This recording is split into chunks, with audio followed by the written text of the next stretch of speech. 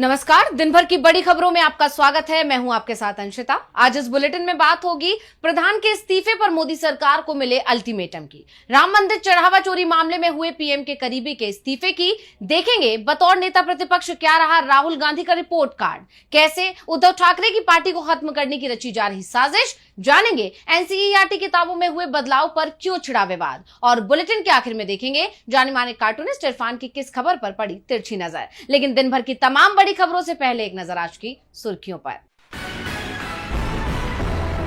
पश्चिम बंगाल के सीएम शुभेंदु अधिकारी का बड़ा ऐलान, कहा राज्य में लागू होगा यूसीसी, तेजी से चल रही तैयारी। कांग्रेस सांसद प्रियंका गांधी का वायनाड दौरा, कई विकास कार्यों का किया उद्घाटन, एलडीएफ पर बोला हमला, कहा पिछली सरकार ने कई परियोजनाएं रोक दी गई थी, हमें पूरी उम्मीद है कि हम बहुत काम कर पाएंगे। सीबीएसई का बड़ा फैसला, कहा 7वीं 9वीं तक के छात्रों पर अभी नहीं लागू होगी नई भाषा नीति, 10वीं तक पुराने नियम ही रहेंगे लागू। पुणे केतन अग्रवाल के सीएम देवेंद्र फडणवीस से केतन के पिता विशाल अग्रवाल ने की मुलाकात, सीएम ने इस मामले को फास्ट ट्रैक कोर्ट में चलाने का दिया आश्वासन। अपने अगले पड़ाव पर पहुंचा फीफा कप 2026 के ग्रुप चरण का रोमांच, आज खेले जाएंगे ग्रुप जी, एच और आई के आखिरी मुकाबले, फ्रांस नॉर्वे की टक्कर में ग्रुप विजेता का होगा फैसला। ये तो थी सुर्खियां, अब बात आज की सबसे बड़ी खबर की। शिक्षा मंत्री धर्मेंद्र प्रधान का ये जन्मदिन इस बार उन पर भारी पड़ गया, खासतौर पर जब खुद प्रधानमंत्री मोदी ने उनकी तारीफ कर दी तो विपक्ष का गुस्सा फूट पड़ा। कांग्रेस ने शिक्षा मंत्री को तो घेरा ही, साथ ही पीएम मोदी पर भी जमकर हमला बोला। वहीं सीजेपी की तरफ से शिक्षा मंत्री को इस्तीफे के लिए अल्टीमेटम दे दिया गया है, जिसके बाद सरकार पर दबाव और बढ़ता दिखाई दे रहा है। तो क्या इस्तीफा देंगे प्रधान, जानने के लिए देखिए रिपोर्ट। पिछले कुछ महीनों से धर्मेंद्र प्रधान के इस्तीफे मांगे जा रहे हैं। देश के लगभग हर कोने में ऐसी ही गूंज है, लेकिन मोदी सरकार देश के युवाओं की मांग मानने को तैयार नहीं है। ऐसे में पहले ही जनता के बीच सरकार के खिलाफ नाराजगी देखी जा रही है, और अब शिक्षा मंत्री धर्मेंद्र प्रधान के जन्मदिन के मौके पर जब पीएम मोदी ने उनकी तारीफ की तो कांग्रेस भड़क गई। पार्टी ने देश के युवाओं के प्रति सरकार की संवेदनशीलता को उजागर करते हुए पीएम मोदी को घेरा है। दरअसल पीएम मोदी ने शिक्षा मंत्री को जन्मदिन की बधाई देते हुए एक्स पर पोस्ट किया, केंद्रीय मंत्री श्री धर्मेंद्र प्रधान जी को जन्मदिन की बधाई। वे राष्ट्रीय शिक्षा नीति को लागू करने की दिशा में सराहनीय प्रयास कर रहे हैं, जिसका उद्देश्य भारत को ज्ञान, शिक्षा और नवाचार का केंद्र बनाना है। उनके लंबे और स्वस्थ जीवन की कामना करता हूं। इधर देश भर के छात्र इतने दिनों से प्रधान का इस्तीफा मांग रहे हैं, लेकिन पीएम मोदी की तरफ से नाराज छात्रों को इस बात का भरोसा नहीं दिलाया गया कि सरकार उनके हकों की रक्षा करेगी, और अब जिस तरह वो प्रधान के फैसलों की बड़ाई कर रहे हैं उस पर वो खुद बुरी तरह घिर गए हैं। उनके इस ट्वीट को शेयर करते हुए कांग्रेस नेता पवन खेड़ा ने उन सभी बच्चों का नाम साझा किया है जिन्होंने पेपर लीक के चलते अपनी ही जान ले ली। उन पीड़ित बच्चों की तरफ से एक्स पर लेटर लिखते हुए खेड़ा ने पोस्ट किया, प्रिय धर्मेंद्र अंकल, जन्मदिन की शुभकामनाएं। आप आज 57 वर्ष के हो गए, हम आपकी आधी उम्र भी नहीं पा सके। तुम्हारा दिवंगत ऋतिक मिश्रा, स्वर्गीय अंशिका पांडे, दिवंगत भाग्यश्री, स्वर्गीय उमेश माली, दिवंगत रिया थापा, स्वर्गीय अनुकीर्तन, दिवंगत रीमा बेगम, दिवंगत सिद्धार्थ हेगड़े, स्वर्गीय प्रदीप मेघवाल, स्वर्गीय शिवानी यादव, स्वर्गीय रेणु मीना, दिवंगत आकांक्षा, स्वर्गीय काहन पटेल, दिवंगत मैथिली सोनवणे। वहीं कॉकरोच जनता पार्टी ने तो मोदी का इस्तीफा ही मांग लिया। उसका कहना है कि प्रधानमंत्री जी इस्तीफा लेने के बजाय शाबाशी दे रहे हैं, आप बड़ाई कर रहे हैं, इसका मतलब छात्रों के भविष्य की चिंता आपको नहीं है। अब आपको खुद प्रधानमंत्री पद छोड़ देना चाहिए। इससे पहले कॉकरोच जनता पार्टी के फाउंडर अभिजीत दिपके ने धर्मेंद्र प्रधान को अल्टीमेटम देते हुए कहा था कि अगर 27 जून तक इस्तीफा नहीं हुआ तो ये आंदोलन और भी बड़ा रूप ले लेगा। उन्होंने बताया कि सोशल एक्टिविस्ट सोनम वांगचुक 28 जून से जंतर मंतर पर अनिश्चितकालीन अनशन शुरू कर देंगे। इस आंदोलन को किसानों से लेकर शिक्षकों तक सबका समर्थन मिल रहा है।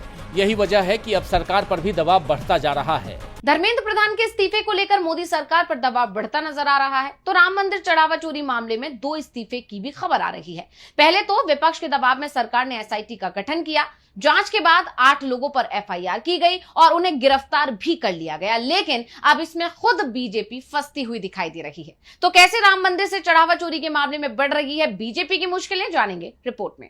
अयोध्या के राम मंदिर में भक्तों की तरफ से चढ़ाए गए चढ़ावे में लूट को लेकर शुरू हुआ विवाद थमने का नाम नहीं ले रहा। विपक्ष के लगातार हमलों के बाद बीजेपी सरकार की तरफ से एसआईटी गठित की गई, जिससे मामले की जांच हुई और कई बड़े खुलासे भी हुए। और अब चढ़ावा चोरी का मुद्दा उठने के बाद 8 लोगों पर एफआईआर हुई है। पुलिस ने उनसे पूछताछ की, कोर्ट के आगे उन्हें पेश किया गया और अब सभी आरोपियों को 3 दिन की न्यायिक हिरासत में भेज दिया गया है। जिन पर एक्शन लिया गया उनमें मंदिर व्यवस्था से जुड़े राम शंकर यादव टिन्नू का नाम शामिल है, जो मंदिर ट्रस्ट के सचिव चंपत राय के ड्राइवर थे। इसके अलावा ट्रस्ट कर्मी अनुकल्प मिश्र, इनका बहनोई लवकुश मिश्र, टिन्नू का भतीजा मनीष यादव, करुणेश पांडे, रमाशंकर मिश्र, अविनाश शुक्ल और रिटायर्ड बैंक कर्मी सुभाष श्रीवास्तव भी शामिल है। वहीं इस मामले में शुरू से ही विवादों में रहे मंदिर के ट्रस्टी चंपत राय का नाम शामिल नहीं है। ऐसे में सवाल ये उठ रहे हैं कि क्या चंपत राय को जानबूझकर बचाने की कोशिश की जा रही है, क्योंकि अगर चंपत के सहारे राम मंदिर का चढ़ावा चंपत करने वाला टिन्नू एसआईटी के हत्थे चढ़ सकता है, तो चंपत पर कार्रवाई करने से एसआईटी को कौन रोक रहा है। इस बीच ये खुलासा भी हुआ कि मंदिर की तरफ से चढ़ावे को लेकर जो ऑडिट कराया गया था उसमें पिछले 3 साल से चोरी की बातें हो रही थी, लेकिन मंदिर ट्रस्ट ने इस पर ध्यान नहीं दिया। इसे लेकर अब सपा प्रमुख अखिलेश यादव ने आरोप लगाया है कि ये सब साजिश है। उन्होंने एक्स पर पोस्ट किया कि जनता कह रही है कि पहले एसआईटी के बहाने सारे सबूत साफ कर दिए गए होंगे और ये निश्चित कर लिया गया होगा कि किन बड़ी मछलियों को बचाना है और किसको फंसाना है। उसके बाद एफआईआर हो रही है। लगता है एसआईटी को पहले रिपोर्ट बनाकर दे दी गई होगी और उसके हिसाब से जांच की गई होगी, मतलब निष्कर्ष पहले ही निकाल लिया गया होगा। वहीं शंकराचार्य अभिमुक्तेश्वर आनंद सरस्वती ने भी यही दावा किया है कि सभी मुख्य आरोपी तो बाहर है। इस बीच खबर यह भी आ रही है कि श्री राम जन्मभूमि तीर्थ क्षेत्र ट्रस्ट के महासचिव चंपत राय और ट्रस्टी डॉक्टर अनिल मिश्रा ने अपने पद से इस्तीफा दे दिया है। उनके इस्तीफे की ये खबर ऐसे वक्त में सामने आई जब एसआईटी की प्रारंभिक रिपोर्ट के आधार पर पहली एफआईआर दर्ज की जा चुकी है। ये 8 लोगों पर दर्ज हुई है। ऐसे में ये माना जा रहा है कि चंपत राय अब डर में है कि कहीं उन पर भी एक्शन ना हो जाए और इसीलिए उन्होंने एहतियात के तौर पर पहले ही अपना रास्ता नाप लिया है। लेकिन उनकी मुश्किलें इतनी जल्दी खत्म नहीं होने वाली। कांग्रेस प्रवक्ता सुप्रिया श्रीनेत ने चंपत राय पर सख्त एक्शन लेने और जांच कराने की मांग की है। तो साफ है कि चंपत राय भी आने वाले वक्त में बुरी तरह घिरने वाले हैं। राम मंदिर मामले में घटनाक्रम तेजी से बदलता दिखाई दे रहा है और विपक्ष के हमलों ने सरकार को कटघरे में खड़ा कर दिया है। इस बीच लोकसभा में नेता प्रतिपक्ष राहुल गांधी ने एक ऐसा कदम उठाया है जिससे सरकार पर जनता के प्रति जवाबदेही का दबाव बढ़ता नजर आ रहा है। दरअसल राहुल गांधी ने अपना 2 साल का रिपोर्ट कार्ड पेश कर दिया, जिसमें उन्होंने उन सभी मुद्दों का जिक्र किया जिन्हें अब तक वो उठाते रहे हैं। तो क्या कुछ कहा राहुल गांधी ने, देखिए रिपोर्ट में। अभी हाल ही में मोदी सरकार ने अपने 12 साल पूरे होने पर जश्न मनाया था। कई कार्यक्रम आयोजित किए थे और पीएम मोदी के नेतृत्व में शुरू हुई तमाम परियोजनाओं का बखान किया था। उस वक्त विपक्ष की तरफ से कई सवाल उठाए गए थे, जैसे 12 सालों में पीएम मोदी ने कितनी प्रेस कॉन्फ्रेंस की और भी कई सारे सवाल। लेकिन विपक्ष के एक भी सवालों का जवाब सरकार की तरफ से आज तक नहीं दिया गया। वहीं अब 26 जून को बतौर लोकसभा में नेता प्रतिपक्ष राहुल गांधी को 2 साल पूरे हो गए हैं, जिस पर राहुल गांधी ने खुद ही अपना रिपोर्ट कार्ड जनता के सामने पेश कर दिया। उन्होंने बाकायदा 5 पन्नों का न्यूज लेटर जारी किया है, जिसमें उन्होंने 2 साल में किए गए अपने एक काम का पूरा लेखा जोखा दिया है। इस दौरान उन्होंने सफर लंबा है पर संकल्प वही कहते हुए हर भारतीय की आवाज उठाने का संकल्प दोहराया। नीट, वोट चोरी और संविधान की रक्षा जैसे मुद्दों पर उन्होंने लगातार संघर्ष करने का ऐलान भी किया है। राहुल ने एक्स पर पोस्ट किया कि लोकसभा में नेता प्रतिपक्ष के रूप में आज 2 साल पूरे हो गए। इन 2 सालों का हर दिन एक ही काम रहा, हर भारतीय की आवाज को सत्ता तक पहुंचाना। नीट के छात्रों की लड़ाई हो, वोट चोरी का पर्दाफाश हो या संविधान की रक्षा, हर मोर्चे पर आपके साथ खड़ा रहा, आज भी हूँ, हमेशा रहूंगा। सड़क से संसद तक आपका भरोसा ही मेरी सबसे बड़ी ताकत है। सफर लंबा है पर संकल्प वही, आपके लिए लड़ाई लड़ता रहूंगा। वहीं अब राहुल गांधी के इस तेवर से मोदी सरकार घिरी हुई दिखाई दे रही है। जैसा आप जानते हैं कि राहुल गांधी सड़क से लेकर संसद तक मोदी सरकार की खामियों को उजागर करते हैं, सरकार की गलत नीतियों पर हमलावर दिखाई देते हैं, चाहे पेपर लीक का मुद्दा हो या बढ़ती महंगाई हो या फिर युवाओं में बेरोजगारी। हर मुद्दे पर राहुल गांधी बेहद मुखरता के साथ अपनी बात रखते हैं और जनता के बीच जाकर उनकी परेशानियों को भी सुनते हैं। और अब जिस तरह राहुल गांधी ने संघर्ष जारी रखने की बात कही है, उसे लेकर मोदी सरकार की मुश्किलें बढ़ना तय माना जा रहा है। राहुल गांधी के इस कदम ने मोदी सरकार की मुश्किलें बढ़ा दी हैं। वैसे मुश्किल में तो इस वक्त उद्धव ठाकरे भी नजर आ रहे हैं, क्योंकि उनकी पार्टी टूट के कगार पर पहुंच गई है। आप जानते हैं कि शिवसेना यूबीटी के 6 सांसदों ने पाला बदल लिया है और अब पार्टी विधायकों में भी बगावत की आशंका जताई जा रही है और आरोप शिंदे गुट पर लग रहे हैं। तो क्या है पूरी खबर जानने के लिए देखिए रिपोर्ट। महाराष्ट्र में ऑपरेशन टाइगर 3.0 शुरू हो गया है। खबरें हैं कि शिवसेना यूबीटी के 20 में से 14 विधायकों ने डिप्टी सीएम एकनाथ शिंदे से मुलाकात की है। ये सीक्रेट मीटिंग पिछले 1-2 दिनों में किसी अज्ञात जगह पर हुई। कहा जा रहा है कि 25 जून की शाम एमवीए की समन्वय बैठक बुलाई गई थी। इस बैठक में 60 विधायकों और विधान परिषद सदस्यों को आना था, लेकिन सिर्फ 37 नेता ही इस मीटिंग में पहुंचे। बाकी 23 विधायकों की गैर मौजूदगी ने गठबंधन पर सवाल खड़े कर दिए। बैठक में उद्धव ठाकरे ने अपनी नाराजगी खुलकर जाहिर की और एक बार फिर बीजेपी पर अपनी पार्टी को तोड़ने का आरोप लगाया। तो वहीं शिवसेना यूबीटी सांसद संजय राउत ने कहा कि परिसीमन बिल को मंजूरी मिलनी है, इसलिए सांसदों की कीमत बढ़ गई है। सभी ने पैसे के लिए खुद की बोली लगवाई है। विपक्ष के इन आरोपों के बावजूद हकीकत ये है कि शिंदे गुट लगातार उद्धव कैंप में सेंधमारी कर रहा है। अब 14 विधायकों की सीक्रेट मीटिंग ने महाराष्ट्र की राजनीति में नए समीकरण बना दिए हैं। इसी बीच चर्चा राज्य में महायुति सरकार के मंत्री उदय सामंत के बयान की भी हो रही है।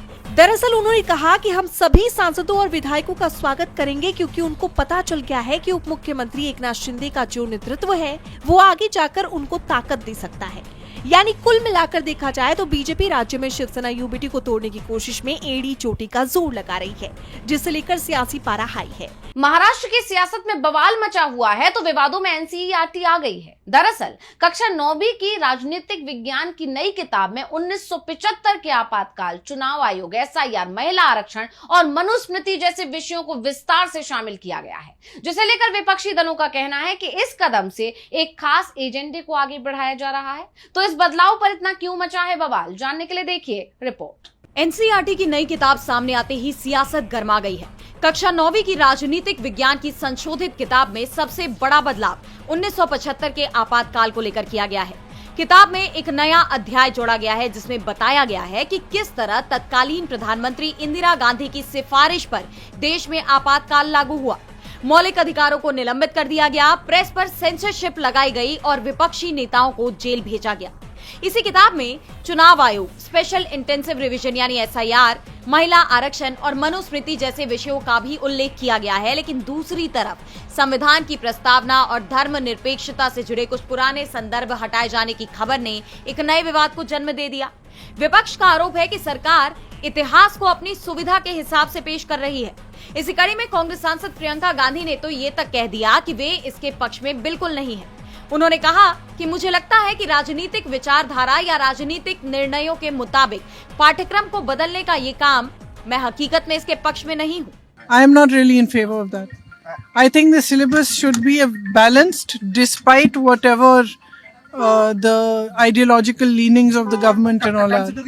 दरअसल विपक्ष का आरोप है कि इतिहास के कुछ हिस्सों को ज्यादा उभारा जा रहा है, जबकि कुछ अहम संवैधानिक मूल्यों को कमजोर करने की कोशिश की जा रही है। अगर स्कूली किताबें भी राजनीतिक बहस का हिस्सा बन जाएंगी तो आने वाली पीढ़ी तक एक तरफा सोच पहुंचेगी।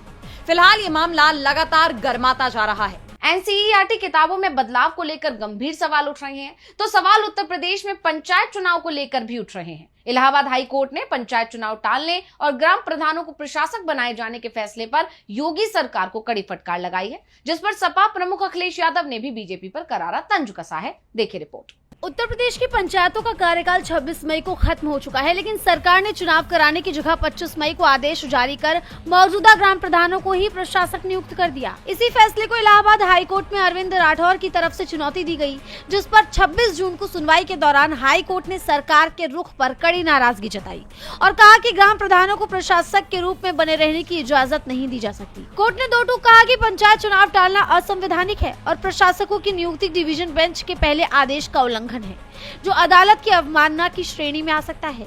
इतना ही नहीं, हाईकोर्ट ने सरकार से पूछा कि अगर ओबीसी आरक्षण को लेकर कोई आयोग बनाया गया है तो उसकी पूरी जानकारी और रिपोर्ट कोर्ट के सामने पेश की जाए।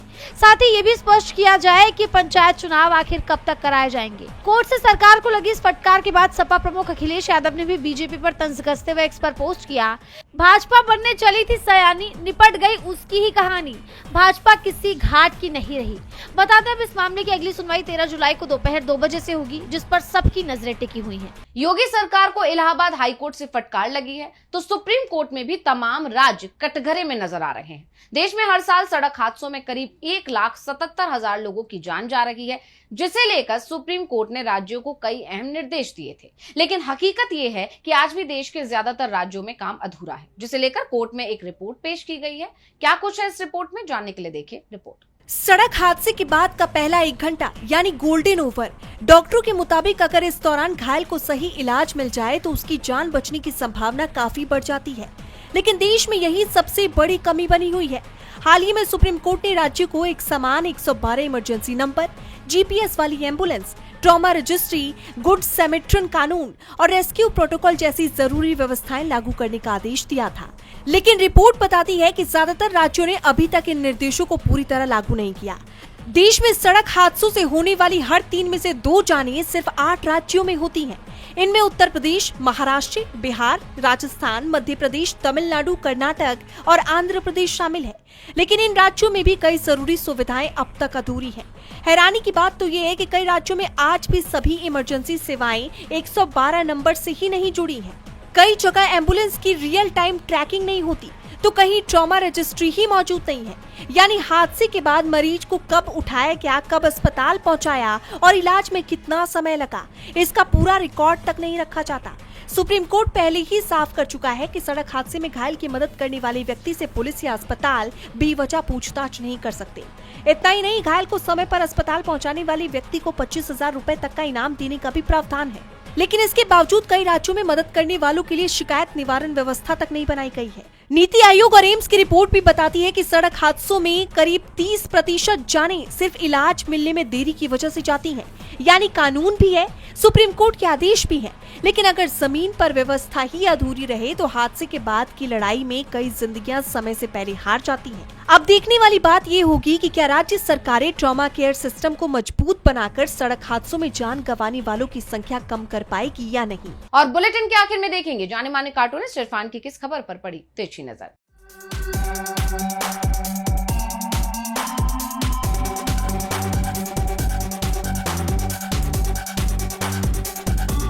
केंद्र सरकार ने एक नया शगुफा छोड़ दिया है और कहा है कि नागरिकता के तौर पर, सबूत के तौर पर अब पासपोर्ट को नहीं दिखाया जा सकता है, यानी कि पासपोर्ट को भी उसकी औकात बता दी गई है। इससे पहले राशन कार्ड को, वोटर आई कार्ड को, आधार को, ड्राइविंग लाइसेंस, सभी को कहा जाता था कि ये सारे के सारे आपकी नागरिकता के सबूत हैं। पासपोर्ट जिसमें काफ़ी अहम रोल रखता था, क्योंकि वो विदेशी नागरिकों के काम में भी आता है, ये बताने के लिए कि वो दरअसल में भारतीय हैं, भारतीय नागरिक हैं, इसलिए पासपोर्ट वो अपने साथ में रखते हैं।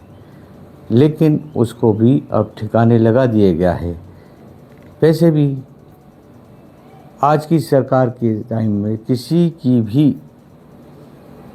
जो हैसियत है उसको, उसकी हैसियत बिल्कुल नीचे डाउन कर दी गई है। किसी को भी उसकी अपनी हैसियत के हिसाब से, रुतबे के हिसाब से उसकी जगह नहीं मिल रही है। तो इस बार पासपोर्ट की बारी थी।